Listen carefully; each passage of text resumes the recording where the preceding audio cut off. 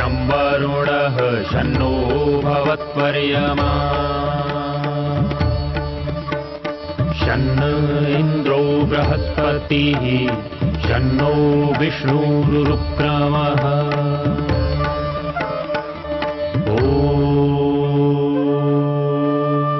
शान्ति शान्ति शान्तिः।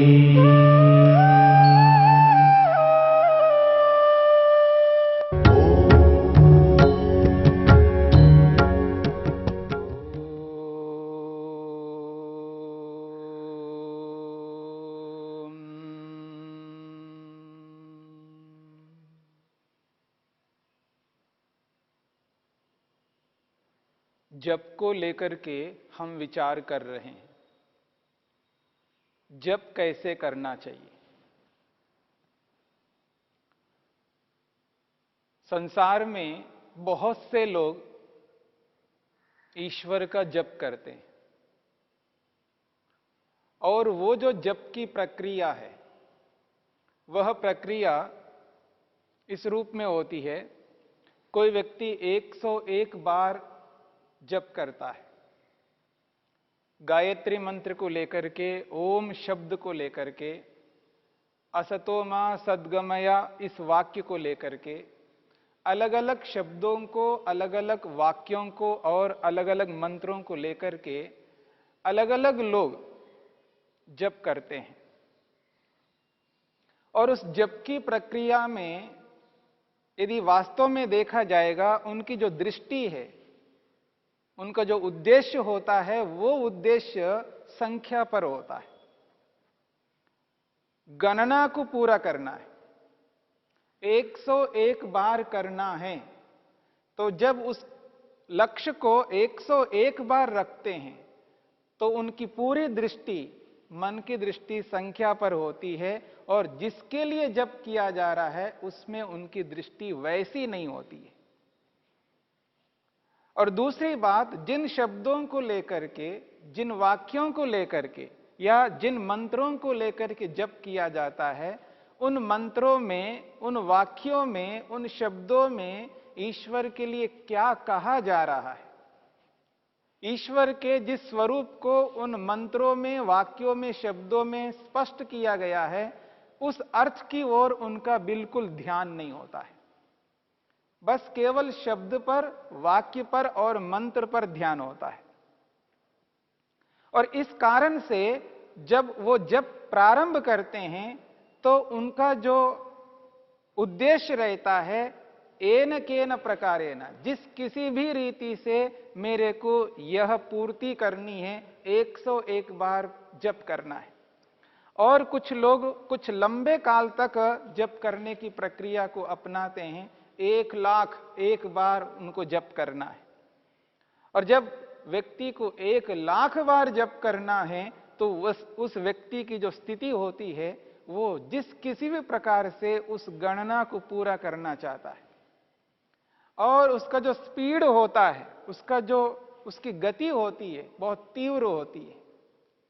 और अनेक बार ऐसा लगता है व्यक्ति कर क्या रहा है, ये जप कर रहा है अथवा कुछ और कर रहा है, और उस स्पीड में ईश्वर को भुला देता है और संख्या पर उसका ध्यान रहता है, उसकी दृष्टि, उसका जो एटीट्यूड बना हुआ रहता है, जिस किसी भी प्रकार से उस संख्या को पूरा करना है। पर उद्देश्य जो है वो ईश्वर था और उद्देश्य ईश्वर हट गया है और संख्या को पूरा करने के यत्न करता है। और जब वो गणना करता है तो उस गणना में ही उसकी दृष्टि रहती है, ओम भूर्भुवस्व तत्सवितुर्वरेण्यम भर्गो देवस्य धीमहि धियो यो न प्रचोदयात्, ओम भूर्भुवस्व तत्सवितुर्वरेण्यम भर्गो देवस्य। ऐसी गति उसकी हो जाती है, वो कर क्या रहा है उसको भी पता नहीं लगता है। और इस प्रकार का जो जप किया जाता है, इस जप से जिस लाभ को लेकर के किया जा रहा है वह लाभ तो नहीं होता है। हां, कोई व्यक्ति कुछ भी नहीं कर रहा है, उस कुछ भी न करने वाले की अपेक्षा यह व्यक्ति कुछ तो कर रहा है, ये लाभ तो हो सकता है, पर वो लाभ नहीं हो सकता जिस लाभ को लेकर के उसने जब प्रारंभ किया है। इसलिए कहा है महर्षि पतंजलि ने, तज्जपस तदर्थ भावनम। तज्जप, उस प्रणव का, ओम का जप तो करो, केवल जप नहीं करना, केवल आवृत्त नहीं करना, केवल बार बार ओम ओम नहीं बोलना है। फिर क्या करना है? तदर्थ भावनम, अर्थ की भावना करो। ईश्वर रूपी जो अर्थ है, जो वस्तु है, जो ईश्वर का जो स्वरूप है, उसकी भावना करो, एहसास करो वो ईश्वर है कैसा। ईश्वर सर्वव्यापक है।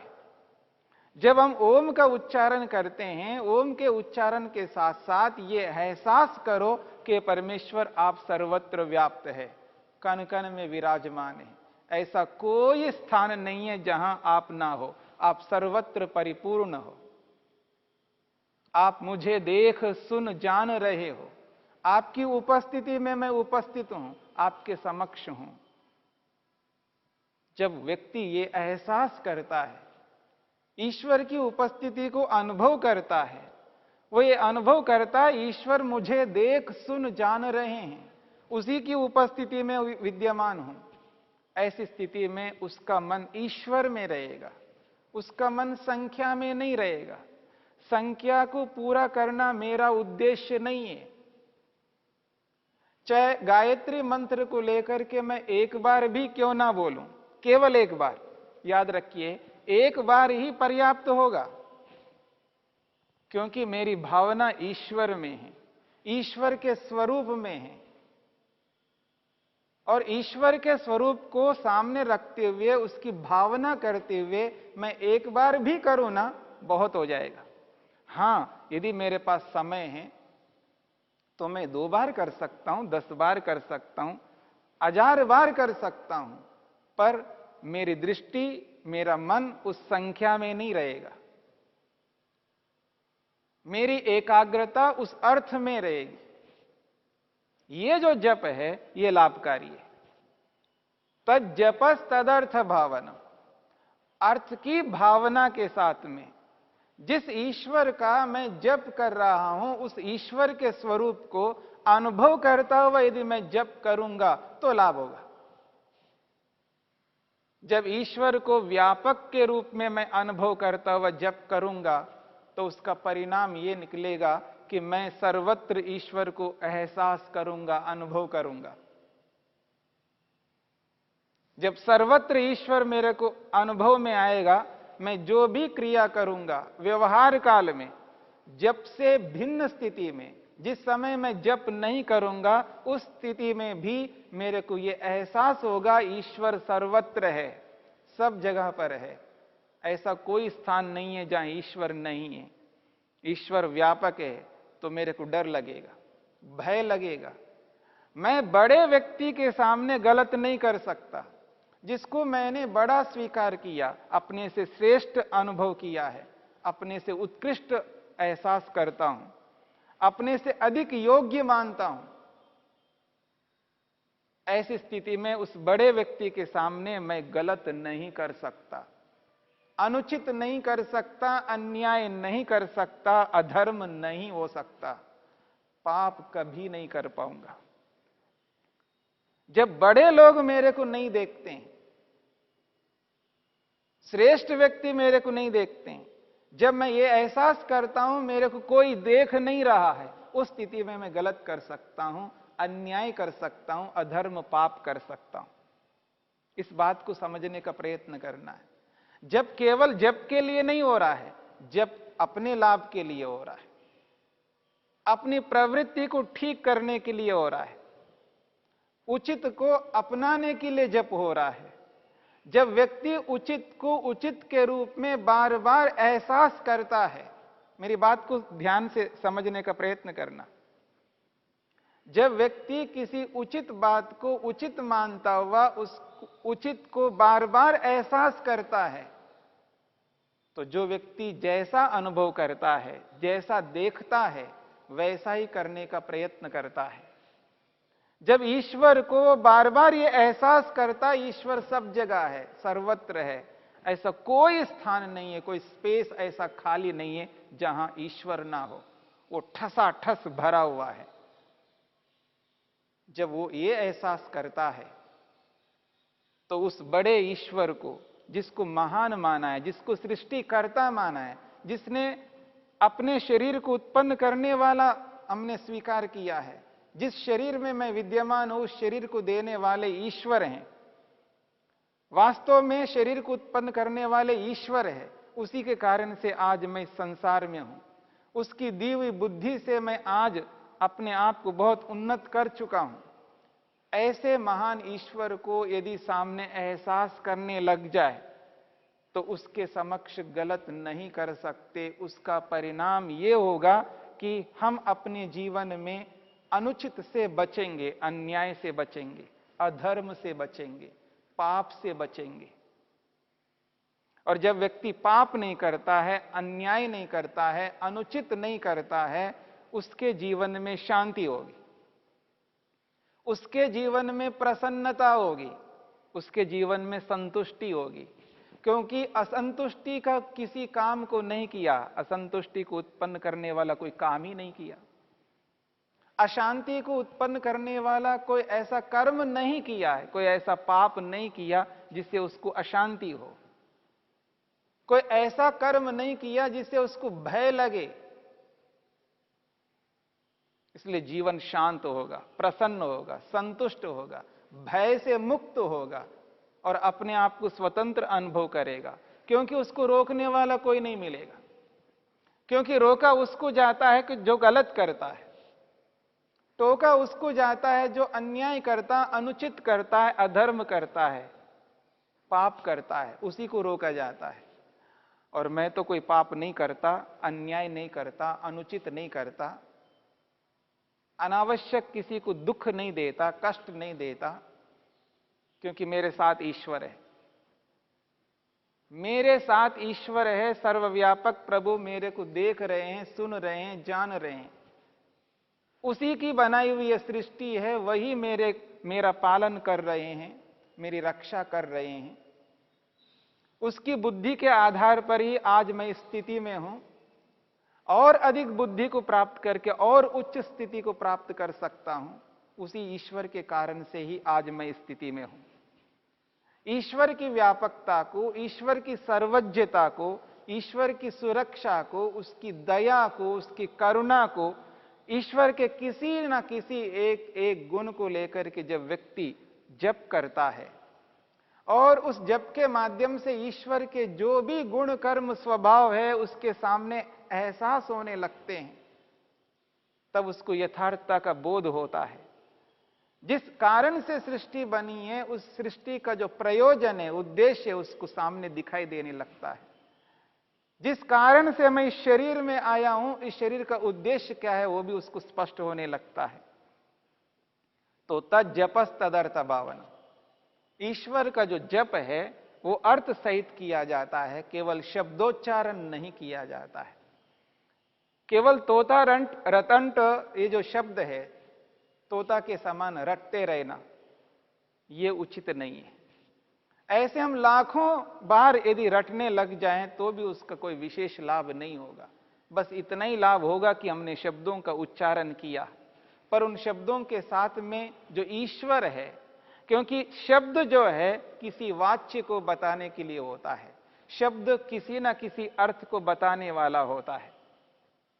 यदि शब्द है उसका कोई ना कोई अर्थ होगा, और अर्थ को हम नजरअंदाज कर दे और केवल शब्द का उच्चारण करें तो उन शब्दों का कोई अर्थ नहीं होता। जिस भाषा को मैं नहीं जानता हूं, उस भाषा के शब्दों को कोई सामने वाला बोल रहा हो, वो मेरे लिए तो काला अक्षर भैंस बराबर है। वो शब्द मेरे लिए कोई मान्य नहीं रखते, उनका कोई मतलब नहीं है। उन शब्दों को आप एक बार बोलो या लाख बार बोलो, उसका मतलब मैं नहीं जानता। ठीक इसी प्रकार ईश्वर का हम जप कर रहे हैं, जप तो ईश्वर का ही करना है, किसी मनुष्य का जप नहीं करना होता है, न किसी महापुरुष का जप करना होता है। जप किया ही जाता है ईश्वर का, जिसने सृष्टि को उत्पन्न किया है।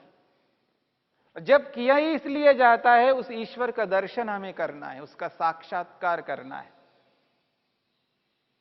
तो जिस ईश्वर का हम जप करना चाह रहे हैं, जप कर रहे हैं, उस ईश्वर के स्वरूप को जान करके जप करना है। उसका क्या स्वरूप है? इसलिए महर्षि पतंजलि ने कहा है शब्द प्रमाण का सहारा लेना है। शब्द प्रमाण यह स्पष्ट करता है उस ईश्वर का स्वरूप किस प्रकार का है। उसके गुण कर्म स्वभावों को शब्द प्रमाण स्पष्ट करता है, वेद स्पष्ट करता है। यदि वेद सीधा सीधा समझ में नहीं आता है, उस वेद को समझाने वाले ऋषि जो हुए हैं, उन ऋषियों के ग्रंथों को पढ़ करके, जान करके हम ईश्वर को यथार्थ रूप में समझ सकते हैं। और जैसा ईश्वर है उस ईश्वर को वैसा ही अनुभव करते हुए वैसा ही उस ईश्वर को प्राप्त करने की चेष्टा करना है। और उस ईश्वर को प्राप्त करने का एक माध्यम है, एक उपाय है जप, जो योग ने स्पष्ट किया है। योग के माध्यम से जब व्यक्ति जप को जप के रूप में करता है, उस स्थिति में व्यक्ति को यह एहसास होता है कि वास्तव में ईश्वर का स्वरूप ऐसा है। अब उस जप को वो चाहे एक बार करे, चाहे 11 बार करे, चाहे वो 101 बार करे, चाहे वो 1,00,001 बार करे, पर जप की विधि के अनुसार करे। जप की जो विधि है उस विधि को अपनाते हुए करे। और जप की विधि है तज्जपस तदर्थ भावनम, उस ओम का, उस प्रणव का जप करना है। महर्षि वेदव्यास ने जप को लेकर के एक बात कही, प्रणवादि पवित्राणाम, जपः प्रणवादि पवित्राणाम, प्रणव आदि पवित्र शब्दों का, वाक्यों का, मंत्रों का जप करना है। और प्रणव का अर्थ तो ओम हो गया है, और आदि शब्द से आप ईश्वर को बताने वाले किसी भी शब्द को ले सकते, किसी भी वाक्य को ले सकते, किसी भी मंत्र को ले सकते हैं, जिस शब्द से, जिस वाक्य से, जिस मंत्र से आत्मा पवित्र होती हो, हम स्वयं पवित्र बनते हो। क्योंकि ईश्वर के वाचक जितने भी शब्द हैं वो सारे के सारे शब्द आत्मा को पवित्र करने वाले।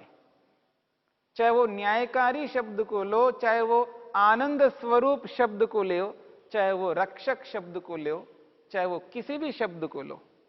ओम सर्वरक्षक को लेकर के, ओम आनंदा को लेकर के, ओम न्यायकारी को लेकर के, ओम सर्वव्यापक को लेकर के हम किसी एक शब्द को लेकर के जप कर सकते हैं। या किसी वाक्य को, ओम असतो मा सद्गमय, तमसो मा ज्योतिर्गमय, मृत्योर्मा मृतंगमय, वाक्य को लेकर के भी जप कर सकते हैं। अथवा गायत्री मंत्र को लेकर के जप कर सकते हैं, और महामृत्युंजय मंत्र को लेकर के जप कर सकते हैं।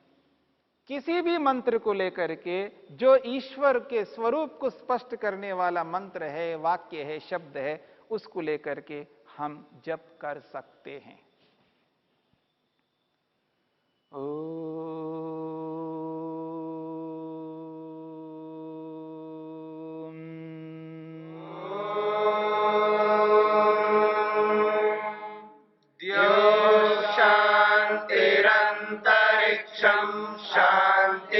पृथिवी शान्तिरापः शान्तिरोषधयः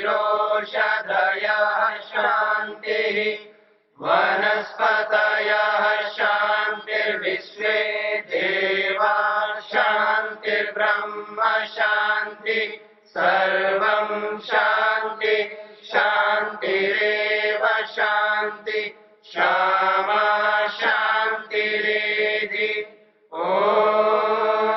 शांति शांति शांति